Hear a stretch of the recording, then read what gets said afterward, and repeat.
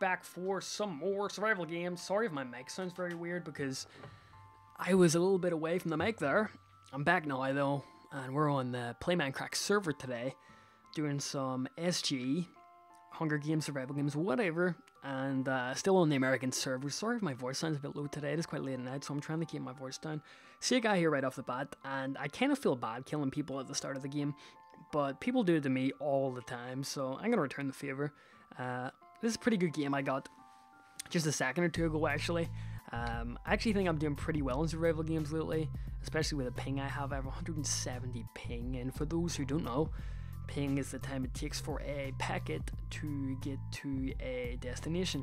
So obviously it's taking 170 milliseconds to get to the destination to inform the server I hit someone or something like that. And if you have, like, I don't know, I guess an average ping would be below 100. I would class that as acceptable, but for me I have like 170 to 200 sometimes, so it isn't really great playing these games, especially when 0.1 millisecond can make a difference in terms of life or death.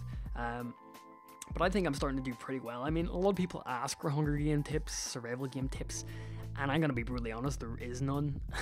Most of this game is luck. It's getting a good spawn and getting spawned in close to some decent chests. If you can put that behind you, then it's all down to your PvP skills. And even then, based on the lag, I mean, nothing's certain. But you know, if you can navigate yourself around the maps a little bit and know where the chests are and know where people are going to go and know how to pick your battles. There's actually quite a good one in this area where I pick my battle quite well. But it ended up pretty good for me, actually. Got some raw beef here. I killed that cow earlier. Have you ever seen animals in this? Kill them. Just kill them all. Kill them all. Oh, I'm a bit annoyed I can't keep my voice loud because my parents are in the next room sleeping, and I didn't post any videos today. This is my first one, so I'm kind of apologizing for that, just due to the fact that I was unable to record. I was doing some work on a project I'm doing for university, so I've been going hardcore on that all day.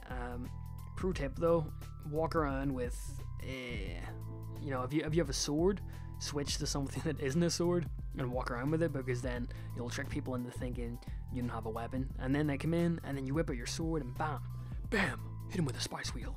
That's some Futurama, I think. But yeah, I've noticed like there's a huge amount of like boots and hats in the game, or well, boots and hats, head and toes. What is it? Caps and shoes, I guess, or boots in the game. And there's very little chest plates and leggings. I don't know. I've just noticed that myself. But just reorganizing my inventory here and getting full health. I find once I do get a pretty decent amount of items, I like to walk around really, really slowly and stealthily. Never sprint. Don't sprint if you can't. Don't sprint if you have to, I guess. If you don't have to, because it does waste your hunger, and you really don't have as much awareness of your surroundings when you're doing it. So if you look here, you can see I'm always checking every corner, you know, looking out for the name tags in particular. A lot of people don't really give the shift key a press when they're playing this game. If you see someone, hit the shift key. If you're underprepared especially. I mean, I really wouldn't go into a matchup underprepared if I don't have to, but if I have to, it'll be like a wooden sword against a stone sword or something like that. If my weapon level is 1 below, I'll go into a fight.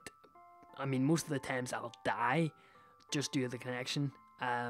But you know, you still have like a 30% chance of winning, and it's better than running around and getting chased and then dying. You know, you may as well just get it over with.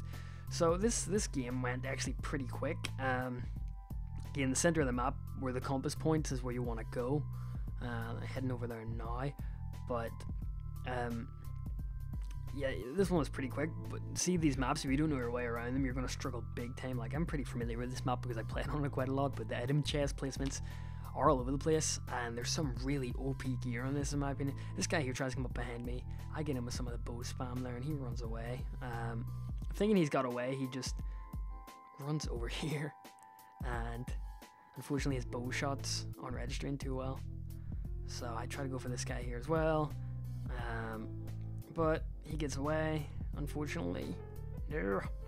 So there he goes. I think I got one shot on him. something I found actually really really interesting, and really not good, but I honestly don't know if this is a legitimate tactic, but when I'm hitting someone, you'll notice I spam my block button as well as my attack button, and I'm not sure if that has any effect, but I've heard like if you do that, you can attack, but some of the hits in return will be blocked, and that'll make half the damage. I'm not sure if that has any logic behind it whatsoever, but apparently that's what I've been doing.